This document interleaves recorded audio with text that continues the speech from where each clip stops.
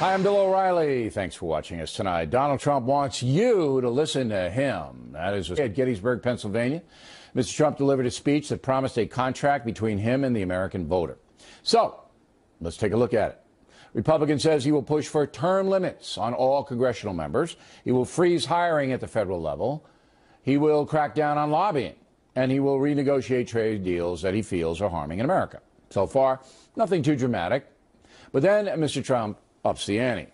Says he will stop funding sanctuary cities.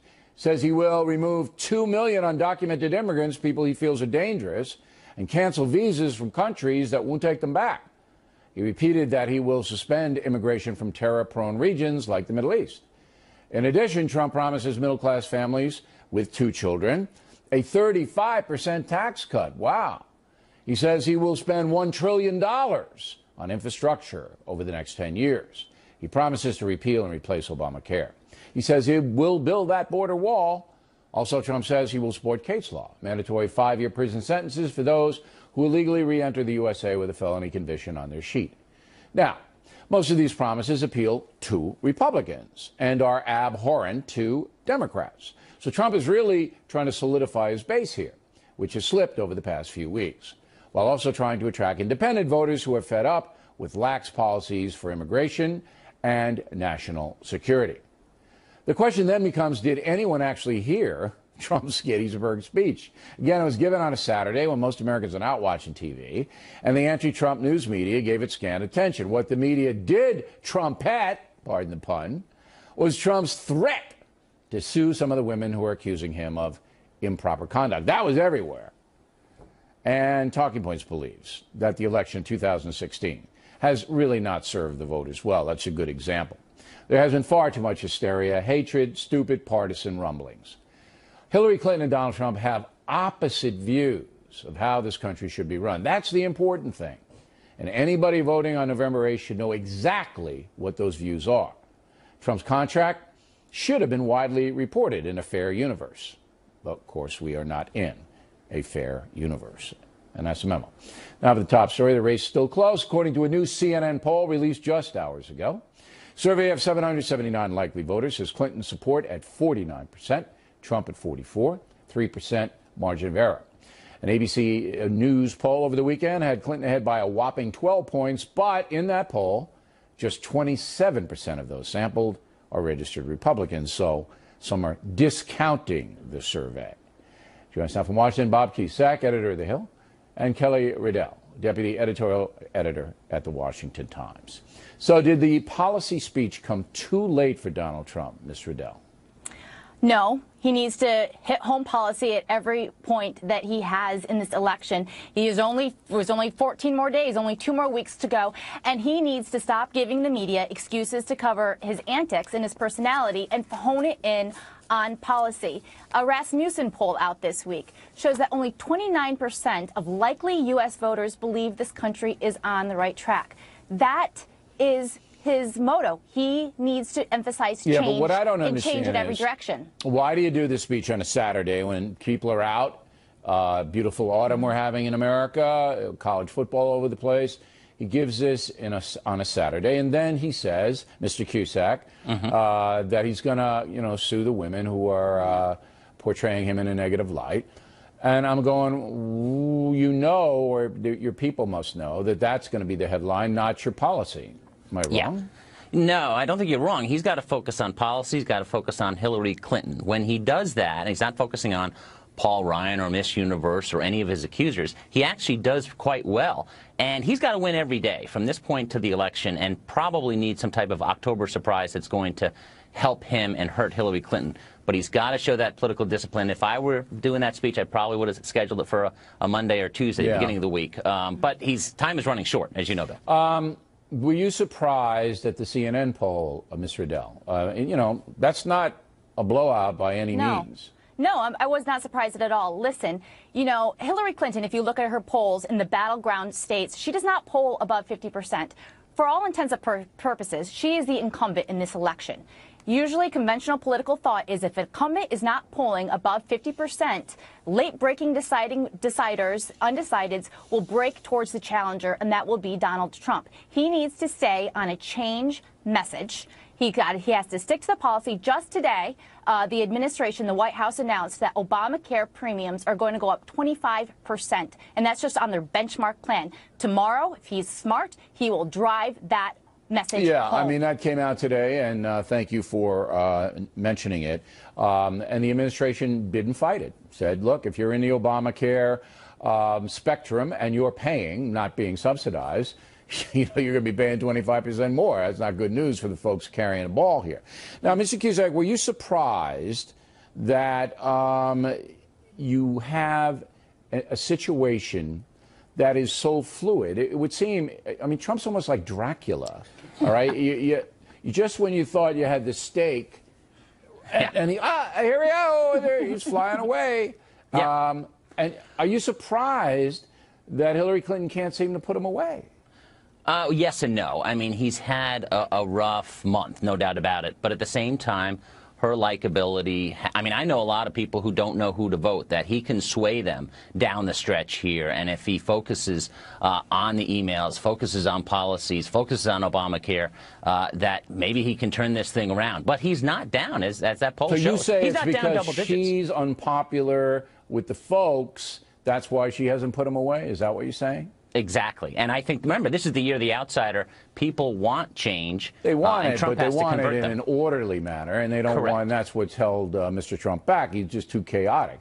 Ms. Riddell, are you surprised, do you believe reports out of Washington where you live that Hillary Clinton thinks she's got it in the bag and now is just going to go underground and work for the Senate and the House and all that? Do you believe those reports? Yeah, I do believe those reports. I know that there's a lot of Republican establishment members in this town right now that are already planning on Donald Trump's loss and making their next moves in 2020 and 2018 Senate races and House races. So this is all, you know, for the establishment folks. I think this is a done race. They believe it's over. It's up to the American public to prove them wrong. Mr. Cusack, do you believe Hillary Clinton thinks she's got it? Yeah, I do. I mean, she was overconfident in 2008. She thought she was going to be the nominee and then the next president. And I do believe that they think that these polls that are close are the outliers. And certainly they're getting ready for the transition of power. All right. We appreciate you guys. Good debate. Thank you. Next on the rundown, Washington Post columnist says, I, your humble correspondent, have been too soft on Donald Trump. She will be here, and that should be very interesting. And later, Waters talking to college students about voting for president. Up ahead. Personal story segment tonight. Jennifer Rubin, a blogger for the Washington Post, writes a column and has been very critical of the Factor's coverage of Donald Trump.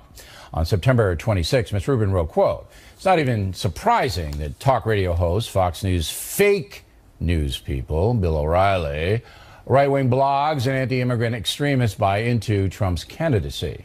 On September 21st, she said this, quote, Trump should do interviews with real news people, not Sean Hannity and Bill O'Reilly, in preparation for the debates.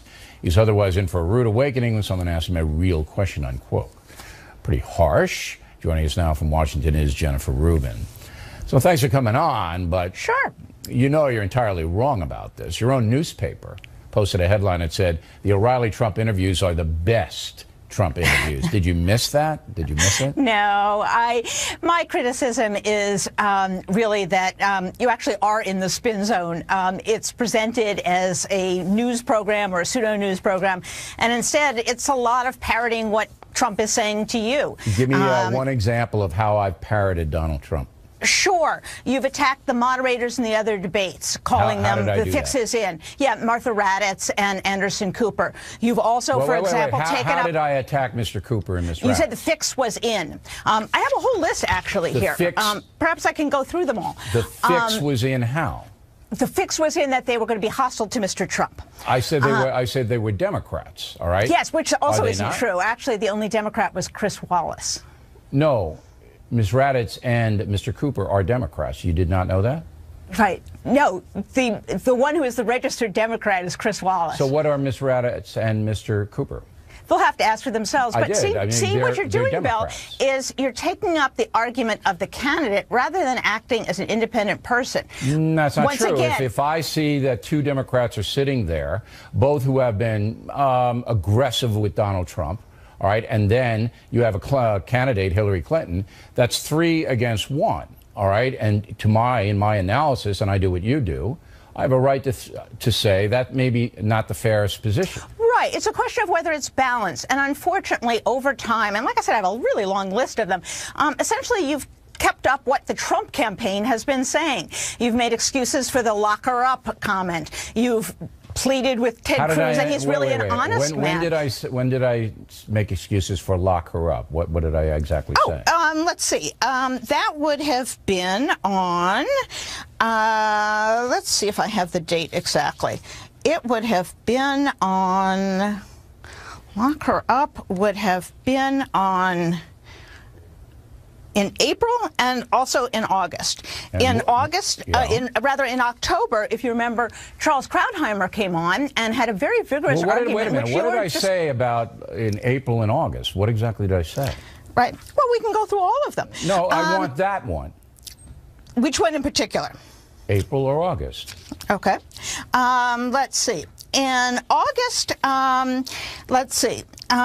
We had comments that you were going to if somebody is being really dishonest, referring to the press corps, you'd strip them of their credentials as well. Doesn't sound like an independent thing. That doesn't have anything to do with lock them up. You are ill prepared for this interview, Ms. Rubin. No, I'm not. I have a whole list here. Ms. Rubin, I have just given you a minute where you've hemmed and hawed. You said you said I justified a comment, lock her up. You can't point to it, and then you pivot to something else. Yes, you are ill prepared for this, and this is the point I want to make. Bill. This is the point I want to make. Your column and blog are fraud. We have been tough on Trump here, and I'm going to roll some tape. No, it's not. Oh, you play this little montage for all your guests. Listen it shows the three things that you said mean about him. Are you worried that sometimes when you say these things that peaceful Muslims will be the victim of backlash? You're behind with women. Are you going to target... I'm not sure I believe it. Well, whether you believe it or not, that's what the polling says. Yes. Do you think your birther position has hurt you among African Americans? And you get mad at guys like me when I ask you the negative questions? Well, no, I think you've become very negative. I do think... Yeah, me? Yeah. Why? Why would I do that? I don't know. Who knows? You'll have to ask your psychiatrist. All right. So, birther, covered there. Right. October 10th, you defend Trump's promise to put Hillary in jail. October... Well, tell me how I did that, madam. You just can't throw out, what did I say? You said that it was a perfectly defensible position. You can go to your own No, clips. I didn't. That's not true. I didn't say it was a perfectly defensible. Read it. Read my comment. Do you have my comments there? Read them.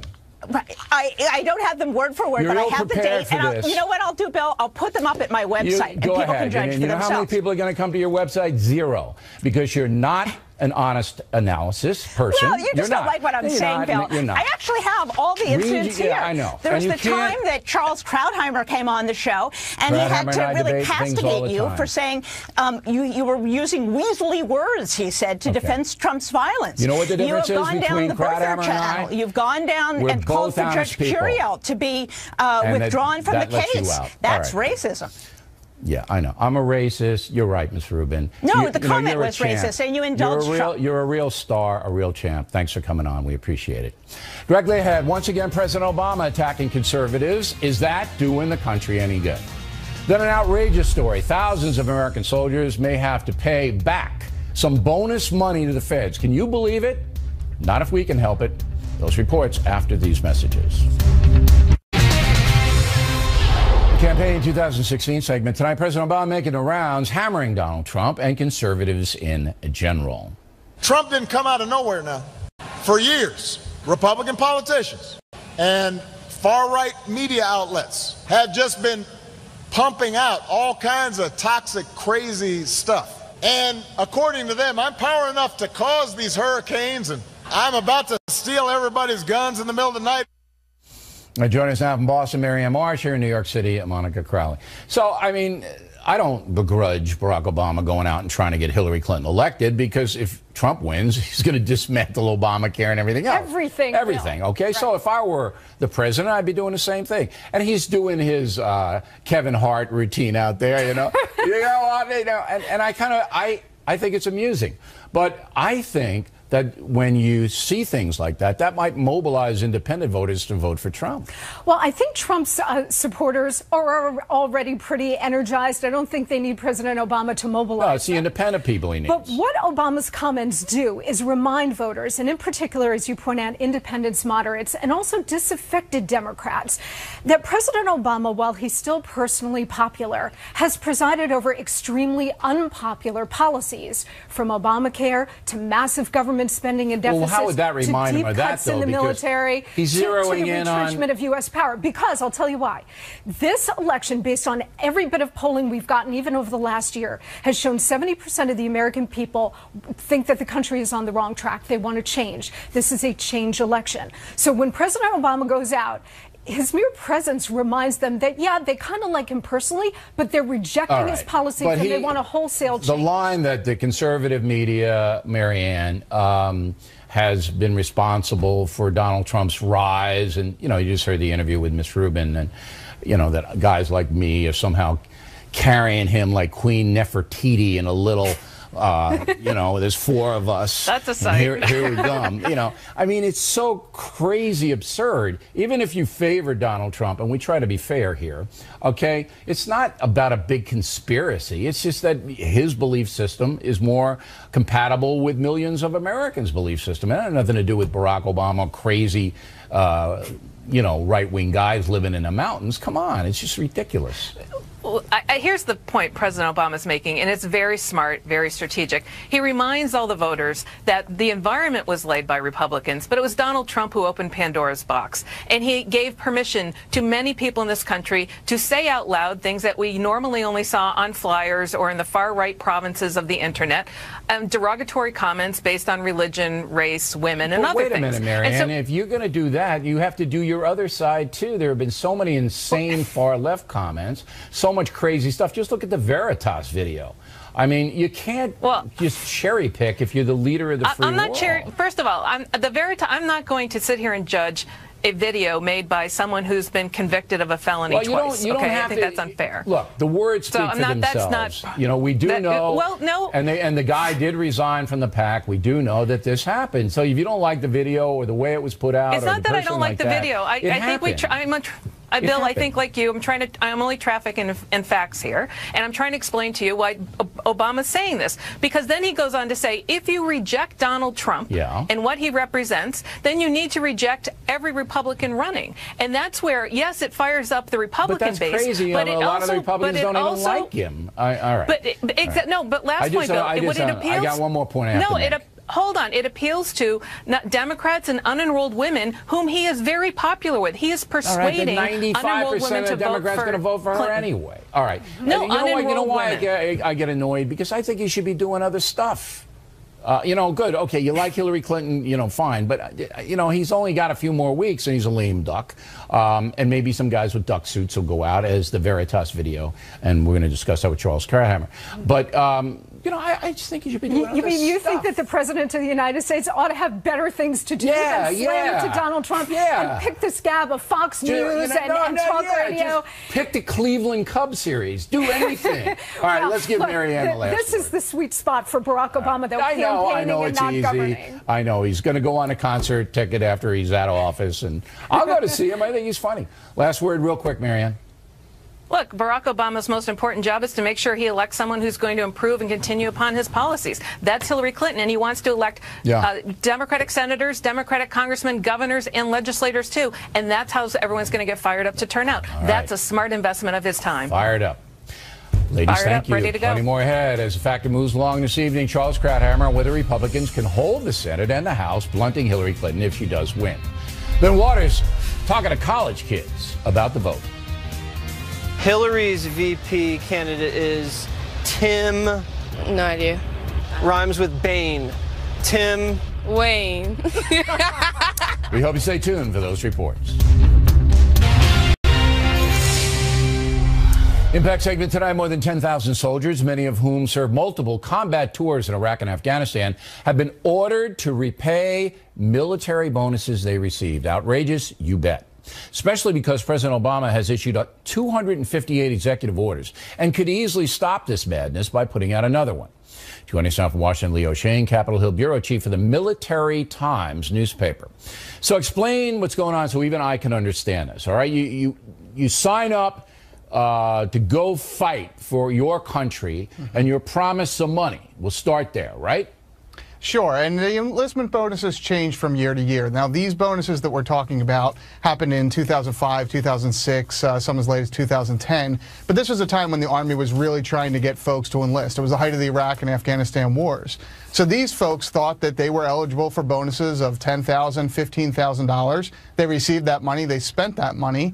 And now 10 years later, the DOD, the California Guard, is coming back and saying, yeah, you weren't actually eligible for that. Some mistakes were made. Some fraud was made by some other people. We're going to need that money back now. Okay, let me stop you there. Well, you said they believed they were offered the money. I mean, these people were offered the money from the Department of Defense in California because they were California National Guardsmen. It's not like they came in and started to negotiate, like if you give me this, I'll do that. It was, here's what we can give you, right? No, absolutely. And a lot of these folks, still, the DOD is saying they didn't do anything wrong. No, but they accepted what was offered them. So it's not their problem. And well, it's their problem, though. It's not their fault, but it's their problem now because the DOD wants the money back. No, it's not. Who's the commander-in-chief of the U.S. Armed Forces, Mr. Shane? That would be President Obama. Thank you. And who can sign, with this pen that I will go down there and give him, an executive order forgiving this debt? Well, most of the folks up on Capitol Hill have said it shouldn't even have to come to that. They think the Pentagon can fix it. No, but that's the fastest way to bring relief, to, as you pointed out, to people now who are looking at a $15,000 payback and they don't have the money. That's cruel. No, absolutely. And these folks, some of them are getting hit with real financial problems now. Sure. I mean, as you can imagine, it's $15,000 isn't a small amount of money to well, here's what I want the Military Times to do. I want you to editorialize that the commander-in-chief should sign an executive order forgiving this debt. So I've been talking to folks on Capitol Hill this week, and I don't deal with our editorial side, but I'll be happy to pass that message along to them. Just suggest it gently. I'll mention that to them. But the folks on Capitol Hill think the Pentagon should be able to handle this within days on their own, without anyone else intervening. They're not sure why the Pentagon decided to go this route, especially for folks who really had no fault involved here. The Secretary of Defense, Ash Carter, is running around all over the place. I'm not making excuses for him, but I'm telling you that the President of the United States is where the buck stops, as Harry Truman said. And the President could send a message to all military people that we have your back. This is our mistake, a bureaucratic mistake made at the Department of Defense, and I, your Commander-in-Chief, are going to take this pen and in a stroke of it, put it to rest. Well, I know the Department of Defense is looking into this. I know folks on Capitol Hill are looking into this. I haven't heard that suggestion yet, but I'm sure it'll come up in the next few days I hope it does. If there's not a quick solution. And if it doesn't, I'm going to be very upset, Mr. Shane. So I'll be happy to talk to them when I can, and I'll be more than happy to suggest that. Spread that around. I am going to be very upset. And when I get upset, things happen. A lot of the veterans groups want action on this. I want it done by Friday. We've heard lots of folks, and there may be something by Friday. The DOD is saying that they're looking into this now. They think there may be some solutions. They have till Friday. Mr. Shane, thanks very much. I'll give them a call and let them know. Good. Charles Gradhammer has some thoughts on whether Republicans can hold the House and Senate. And Waters with college kids talking about the election. Don't miss it. Moments away. Thanks for staying with us. I'm Bill O'Reilly in the Unresolved Problem segment tonight. According to the polls, the so-called down-ticket races, senators and congresspeople, are all over the place. While Donald Trump and Hillary Clinton slug it out, nobody really knows if the Republicans will hold Congress. Joining us on Washington, Charles Gradhammer. What you feeling about that Senate and House business? Well, the House stays Republican, although the margin will be narrowed, and most of those who lose will likely be moderates, which means that Ryan may have a harder time controlling his caucus. The Senate, you can't really tell, but the Republicans are just hanging on by their fingernails here. Remember, they only have a 4-seat advantage. If Hillary wins the presidency, you only need 50 because of vice president. swings the balance. The only seat that's really in danger that's now held by Democrats is the Nevada seat because of Harry Reid's retirement. Right. And right now it's essentially a dead heat. You've got, I think it's a 2.3 point average. The Democrat is ahead. So that can go either way, but likely held by the Democrats. That means 4 seats to go on the other side. And here you could say Illinois and Wisconsin, the Democrats pretty far out ahead. So that's 2 of the 4. Then you've got Kelly Ayotte in New Hampshire. She's sort of in a 2-point race. She's behind right now. And Missouri, Roy Blunt. He's basically neck and neck. So those are the 4. There are a couple more out there, but then you've got the outliers. People worried about the Republicans worried about Rubio and Burr in North Carolina. They've got more substantial leads. I think right now, if you had to bet the House, you'd say Republicans lose 5 or 4, and that would swing the Senate to the Democrats. Yeah. But that would be if the vote were tonight. Okay. Because you saw a tightening, as we discussed earlier, in the CNN polls, a lot tighter than the ABC poll. And, you know, at this point, I think you're correct. It could go either way in a lot of these races. Now, do you remember when Bush the Elder ran for president in '92, they had guys with chicken suits chasing him around, Chicken George? Do you remember any of that? I don't remember, but I'll take your word for it. Okay. Because this came up in a Project Veritas undercover tape. The ducks on the ground were Donald's ducking, releasing his tax returns, that kind of thing. Never really materialized. This is another portion of that Veritas undercover that before showed that there was some violence at Trump rallies inspired by this Democratic crew. But it's the first time Hillary Clinton's name has been mentioned in association with so-called dirty tricks. How do you read it? Well, first of all, I have to commend Chicken George for his conditioning. It's a quarter century later. He must be working out to go into a duck costume in daytime, often in the heat. That's quite admirable. Look, compared to the other tape, the one where they're talking about inciting people to violence, which is that's serious stuff. That is, this is almost comical. It is, except for the Hillary Clinton. As you know, that's illegal. If Hillary Clinton would get involved with a PAC, that would be illegal, and that's why I even ran it.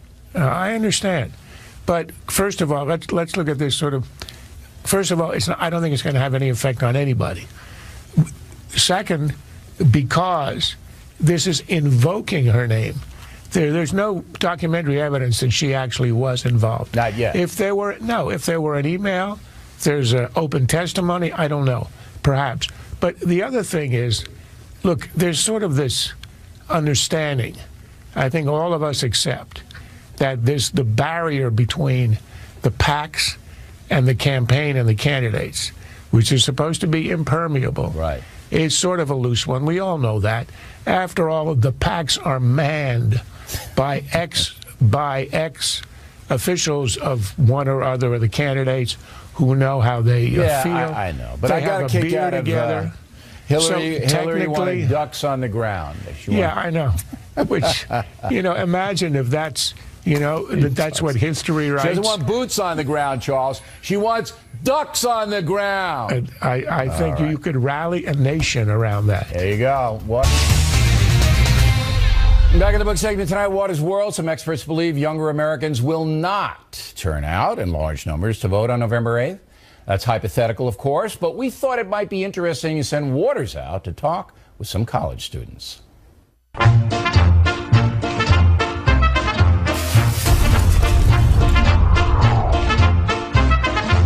Have you been following the election closely? Yeah, I guess. I don't feel very good.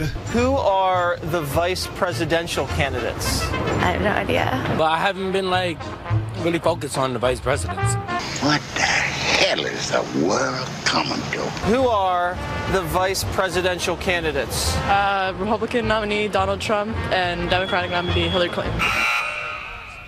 We'll start with the Republican. Sarah Palin? No. Mike. Man. It's a lot of Mikes I know. Mike. Clinton. Mike Clinton. I'm sorry, I don't really know. Mike Pence. You serious? I am serious. And don't call me Shirley. The other guy, the Democrat, Tim Horton. I want to get this down on a tape recorder because nobody is going to believe me. Kane and Mike Pence and Kane. Mike Pence and Tim Kaine. Tim Kaine and Mike Pence. Oh my God, you're off to a hot start. When is the election? November, probably the 28th, probably. I don't want to hear this. Next month. November. Exactly. When is the election? November 4th. Election day. Let's count it that. Good answer. November 8th? November 8th. November 8th. Nerd alert! What is an electoral vote? Isn't it like when somebody's like, it's too hard to vote? The people's vote? Truthfully, I don't fully understand it as much as I'd like to. Maybe you need a refresher course. Hey! It's when you win over a state because the majority of the electoral college votes in that state went to one candidate, so then you get a certain amount of numbers based on the population of the state. Is the 270 you need to win. Winner take all in every state except Maine and Nebraska. Stop showing off. Reminds me of my school days. Are you gonna vote? No. Why not? Because they're both jokes, so why? But I'm kind of hoping Clinton because I don't want Trump. Why don't you want Trump to win? Because I'm Mexican and he doesn't like Mexicans. Only the bad hombres. Oh. Sorry. I think Hillary's gonna win. Why? Because it's rigged? I think Hillary's gonna win. You gotta choose your poison. You have to wait 15 minutes for full potency. So you're gonna vote for Hillary even though you don't like Hillary? She's untrustworthy, but Trump is a mess. If I had to choose, I don't like Clinton. The leaks and everything, corrupt. So you're saying there's a chance you could vote for Trump? Slight. So you're telling me there's a chance? Who are you gonna vote for? Hillary. Vote on the 27th. Got it. Do you know who I am? No. Larville Jones. Monsignor. Larville Jones. I'm Waters. I'm Waters. I'm Waters. And this is my world. Pleasure to meet you, Tom. Thank you. My name's Jesse.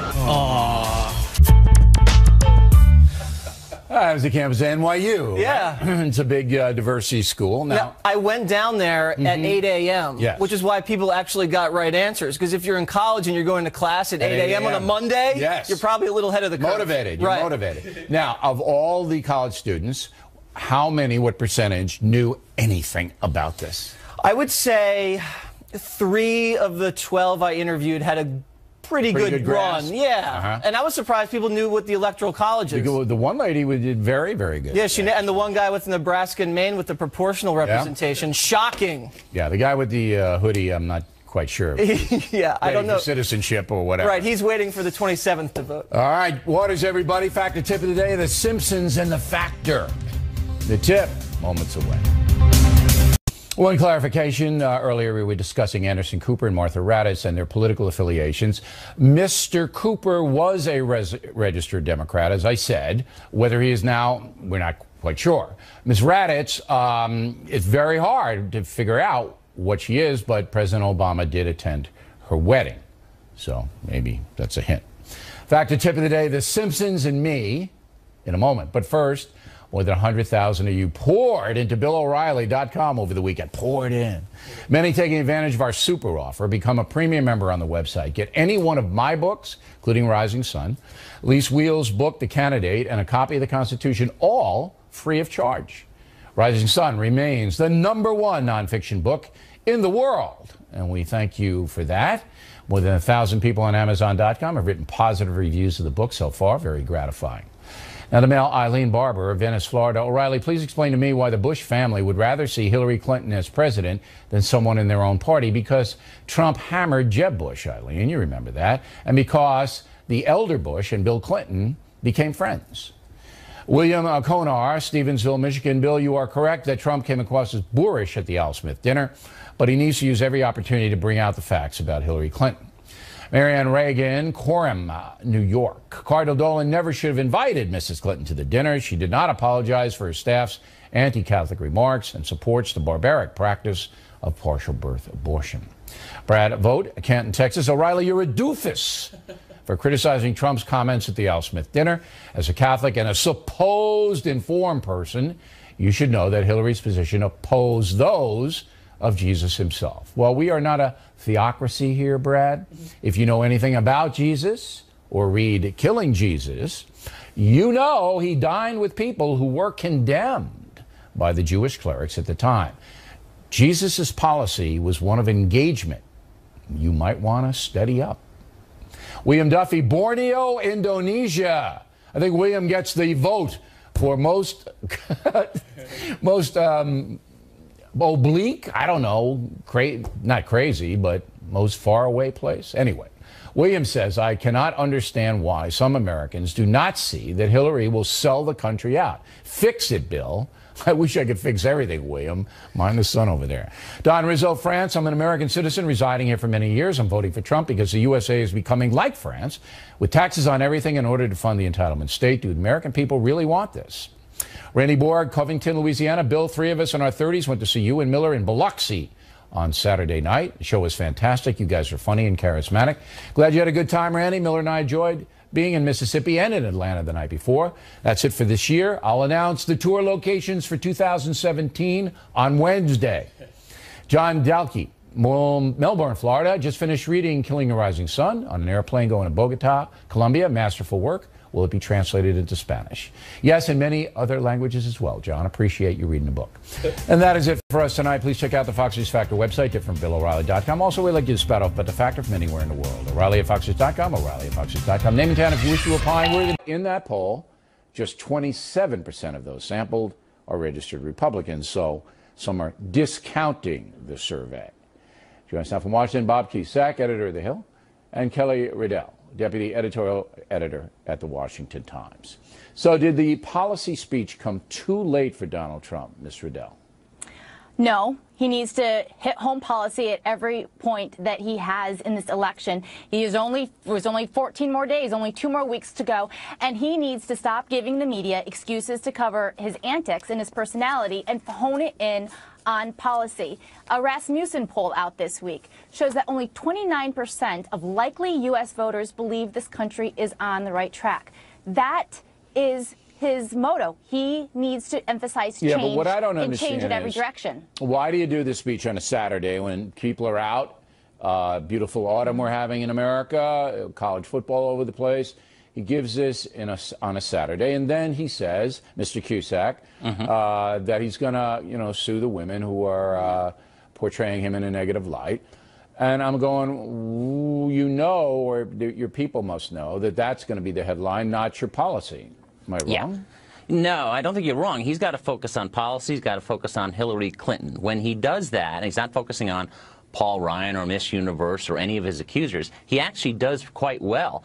And he's got to win every day from this point to the election, and probably need some type of October surprise that's going to help him and hurt Hillary Clinton. But he's got to show that political discipline. If I were doing that speech, I probably would have scheduled it for a Monday or Tuesday, beginning of the week. But time is running short, as you know, Bill. Were you surprised at the CNN poll, Ms. Riddell?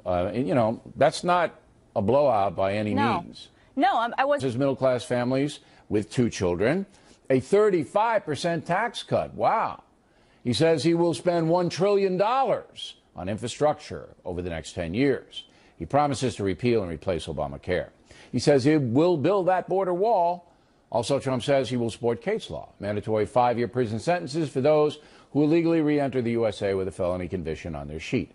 Now, most of these promises appeal to Republicans and are abhorrent to Democrats. So Trump is really trying to solidify his base here, which has slipped over the past few weeks, while also trying to attract independent voters who are fed up with lax policies for immigration and national security. The question then becomes, did anyone actually hear Trump's Gettysburg speech? Again, it was given on a Saturday when most Americans are not watching TV, and the anti-Trump news media gave it scant attention. What the media did trumpet, pardon the pun, was Trump's threat to sue some of the women who are accusing him of improper conduct. That was everywhere. And Talking Points believes that the election in 2016 has really not served the voters well. That's a good example. There has been far too much hysteria, hatred, stupid partisan rumblings. Hillary Clinton and Donald Trump have opposite views of how this country should be run. That's the important thing. And anybody voting on November 8th should know exactly what those views are. Trump's contract should have been widely reported in a fair universe. But, of course, we are not in a fair universe. And that's the memo. Now for the top story, the race is still close, according to a new CNN poll released just hours ago.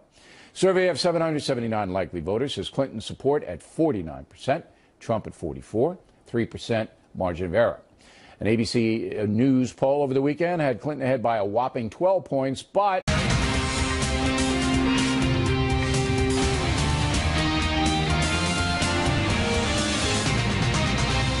Hi, I'm Bill O'Reilly. Thanks for watching us tonight. Donald Trump wants you to listen to him. That is at Gettysburg, Pennsylvania. Mr. Trump delivered a speech that promised a contract between him and the American voter. So, let's take a look at it. Republican says he will push for term limits on all congressional members. He will freeze hiring at the federal level.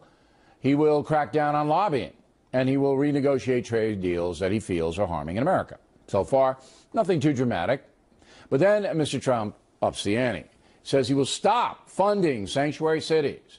Says he will remove 2 million undocumented immigrants, people he feels are dangerous, and cancel visas from countries that won't take them back. He repeated that he will suspend immigration from terror-prone regions like the Middle East. In addition, Trump promised